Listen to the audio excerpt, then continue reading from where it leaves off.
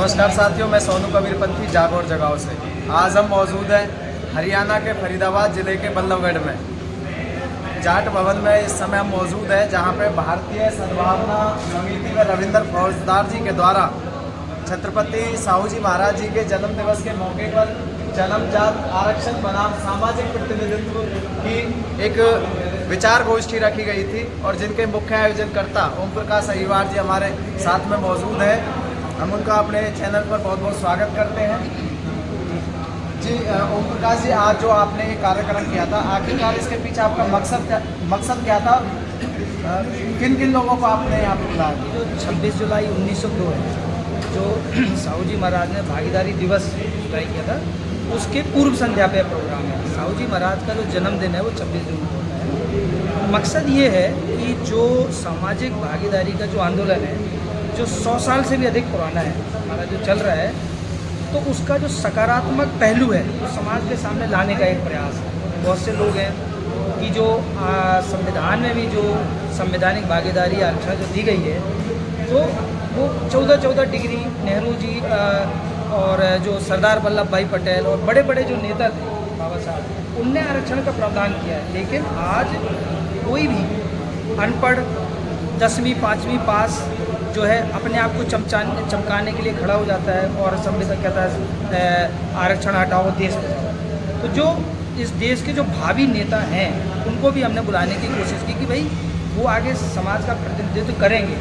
उनको भी बताया जाए कि सामाजिक भागीदारी या आरक्षण क्यों जरूरी है। प्रकाश जी, इसमें आमतौर पर देखा जाता है कि आरक्षण के मुद्दे पर कहीं ना कहीं जिन लोगों को SC ST से भी ज़्यादा आरक्षण मिल रहा है, मैं अगर स्पष्ट तौर पे कहूँ जो OBC वर्ग है, इस देश का बहुसंख्यक वर्ग है, वही कहीं ना कहीं आरक्षण के खिलाफ खड़ा दिखाई देता है। इसके पीछे क्या मकसद है? सिर्फ और सिर्फ अज्ञानता है। देखिए, जो जहाँ तक आरक्षण और सामाजिक भागीदारी का लाभ लेने में इन्होंने गलती की, जब बाबा साहब ने जातियों को चिन्हित किया, तो सरदार वल्लभ भाई पटेल के नेतृत्व में ये पूरा OBC समाज बाबा साहब के साथ खड़ा नहीं हुआ।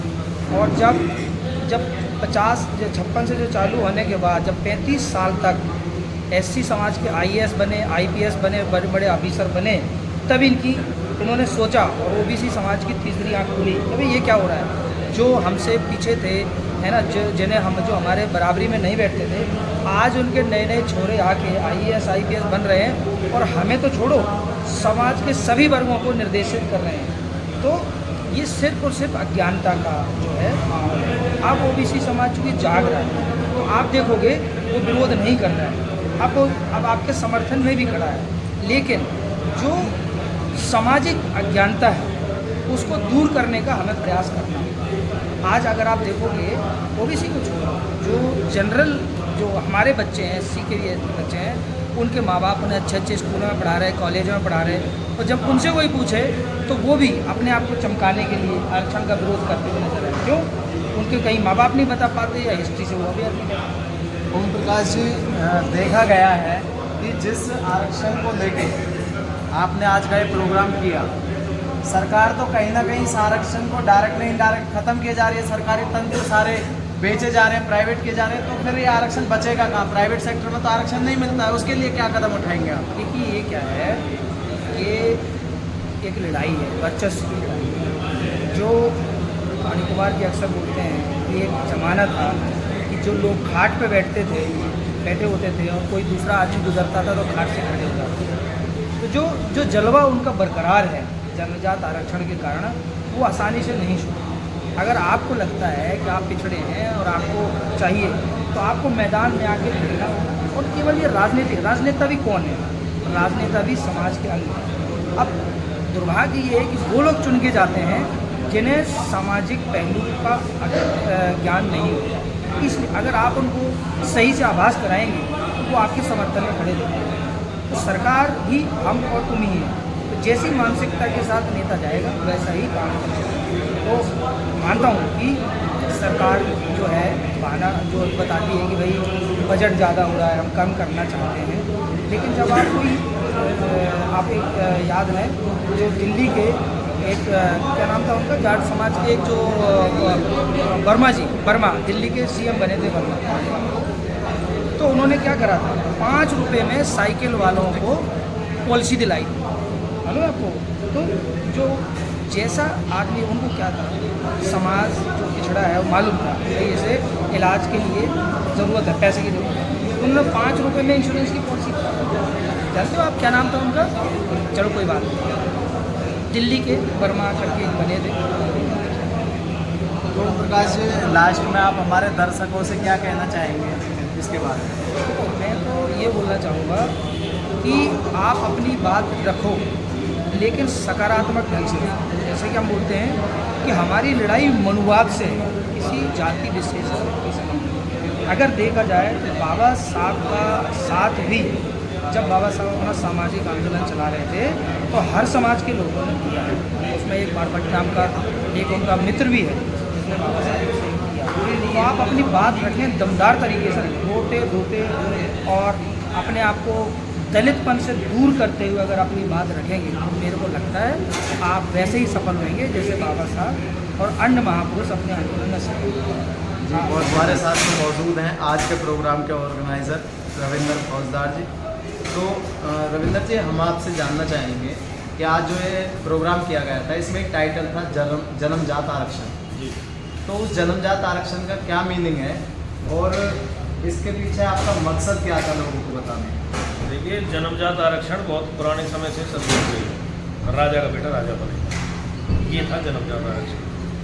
और इसको हटाना है, इन सब चीज़ों को समाज से मिटाना है। राजा का बेटा राजा बनेगा, जो ऊपर अभिजात्य वर्ग में आएंगे वही अभिजात्य वर्ग में रहेंगे, किसी अन्य को, पीछे रहने वाले लोगों को आगे आने का मौका नहीं मिलेगा। ये सिस्टम था हमारा। आज का कार्यक्रम यही था कि किस तरीके से हम उन सब चीज़ों को, उन सब कलंकों को अपने समाज से हम मिटा सकें जिन्होंने हमारे बहुत बड़े समाज के तबके को दबा के रखा। रविंद्र जी, आप कह रहे हैं कि जो जन्मजात आरक्षण जो बात है कि राजा का बेटा राजा बनेगा, लेकिन आज तो बाबा साहब अम्बेडकर का संविधान है। हाँ। आज तो वोट की ताकत से राजा बनता है। दूसरा, आप कह रहे हैं कि भाई ऊपर का वर्ग ऊपर, नीचे का वर्ग नीचे।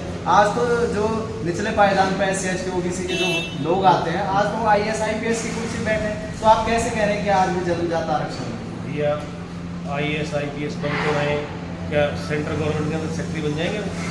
अब इन्होंने कैटेगरी एंट्री कर दी, अब IAS भर्ती करने लगे डायरेक्ट, और डायरेक्ट भर्ती की सेक्रेटरी की पोस्ट करेंगे। अब बताओ कहाँ गया हूँ? संविधान के साथ छेड़छाड़ खिलवाड़ हो रहा है ना, और सबके सामने हो रहा है। किसी ने रोकता हो तो रोक लो, वोट का अधिकार है।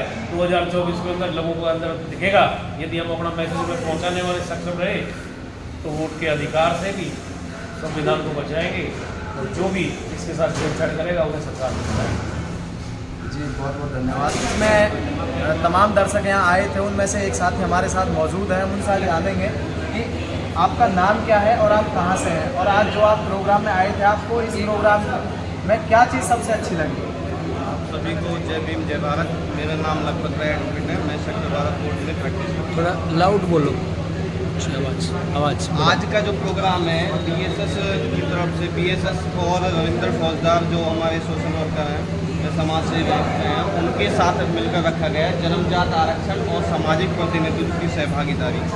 आपने देखा होगा कि हमारे देश में जब भी आरक्षण के ऊपर कभी भी मुद्दा आता है तो एक बहुत बड़ा वर्ग बिना सोचे समझे आरक्षण का विरोध करने लगता है, और उनके दिमाग में सिर्फ ये भावना होती है कि जो पिछड़ी क्लास के लोग हैं इनको आरक्षण का वो बेनिफिट दिया जाता है, और वो देश का बहुत सारा उसमें मतलब बहुत सारा पैसा या बहुत सारी संस्थाओं का जो भी वेस्ट ऑफ मनी चला जाता है, जबकि ऐसा कहीं कुछ नहीं है। आज जो संविधान के अंदर जो आरक्षण का योजना जो बनाई गई थी, इस बाबा साहब ने जो कानून में व्यवस्था डाली कि आरक्षण लागू किया जाए। सबसे पहले बाबा साहब ने 10 साल के लिए आरक्षण को लागू किया था, वो भी पॉलिटिकल क्षेत्र में 10 साल के लिए जो आरक्षण है उसकी रिजर्वेशन की व्यवस्था करी थी। उसके बाद जो सोशल जो था एजुकेशन में, शिक्षा में, वो तब तक चलता ही रहेगा जब तक कि सभी को एक बराबरी का लेवल पे नहीं आ पाते। आज आपने देखा होगा कहीं भी कॉलेज में, नौकरियों में, कहीं भी कि अब जब जॉब की वैकेंसी होती है और किसी भी जनरल कास्ट का बच्चा जब पीछे रह जाता है तो उसके जो पेरेंट्स होते हैं या उसके जो सपोर्टर्स होते हैं वो उसके बारे में एक ही वो बताते हैं कि तेरी जो जॉब है वो आरक्षण वाले ने वो कर ली, जबकि वो कहीं भी अपने बच्चों को या कोई भी व्यक्ति उसको ये नहीं बताता कि ये जो आरक्षण वाले हैं इन्होंने तुम्हारा हक नहीं तुम्हारा इनको जो तुम्हारे पूर्वजों को मतलब जो पिछड़ी क्लास के जो पूर्वज थे उसके दादा परदादा और उनको हजारों साल से जो दमन करते रहे अत्याचार करते रहे, कभी भी कोई उनको नहीं बताता ये बात। केवल उसको ये बात उसके माइंड में सेट करी जाती है, नेगेटिव थॉट बनाया जाता है कि भाई तेरी जो जॉब थी तुझे जॉब मिल सकती थी, तुझे कॉलेज में एडमिशन मिल सकता था, तुझे सीट मिल सकती थी, लेकिन तुम्हारी जो नौकरी तुम्हारी जो डिग्री सीट या जो भी वो है पोस्ट वो इस आरक्षण SC ने ST ने BC ने OBC ने जो जितनी भी कैटेगरी थी इसने ले ली। उसके नेगेटिव थॉट बनाए जाते हैं, वो अपने थॉट्स को फिर आक्रोश में प्रकट करके और फ्रेंड सर्कल में या अपने सोशल में उसमें आक्रोशित करता है। ये जो है ये भावना जो बनाई जा रखी है ये गलत है। बोल दे लास्ट। तो हमारे बीच में आज के इस कार्यक्रम के आयोजनकर्ता ओम प्रकाश अहिरवार जी थे, जिन्होंने अपनी बड़ी बेबाकी से अपनी सारी बातें रखी। साथियों, आज इस कार्यक्रम में जन्मजात आरक्षण व सामाजिक प्रतिनिधित्व पर चर्चा की गई। जन्मजात आरक्षण यहाँ पे हमें सुनने को और देखने को मिला। ये जो हजारों सालों से जन्म के आधार पर जो आरक्षण, चाहे वो मंदिरों में आरक्षण हो, चाहे ऊंची जाति का कहकर तमाम आरक्षण दिए जाते हो, उसकी बात की गई। और सामाजिक प्रतिनिधित्व वो उसकी बात की गई जो बाबा साहब अम्बेडकर से पहले छत्रपति साहू जी महाराज ने उन दबी कुचली शोषित वंचित जो जनता थी उसको बराबरी का दर्जा देने के लिए आरक्षण दिया गया। उस मुद्दे पर आज ये बातें रखी गई। तो आप सभी साथी अपने दिमाग का प्रयोग करते हुए सभी बातों को सोचें समझें और फिर उस पर विचार करके किसी भी मुद्दे पर आप रोडों पे आए, क्योंकि आमतौर पे देखा जाता है हम बिना पढ़े लिखे दूसरे की बातों को सुनकर हम किसी के भी खिलाफ रोडों पर उतरने के लिए तैयार हो जाते हैं और उससे देश का माहौल खराब होता है। आप सजग रहें, सावधान रहें और चिंतन करके किसी बात का तब उसका समाधान करें। इन सभी बातों के साथ मिलते हैं किसी अगली वीडियो में नए टॉपिक के साथ। तब तक आप बने रहिए जागो और जगाओ चैनल के साथ। मैं सोनू कबीरपंथी।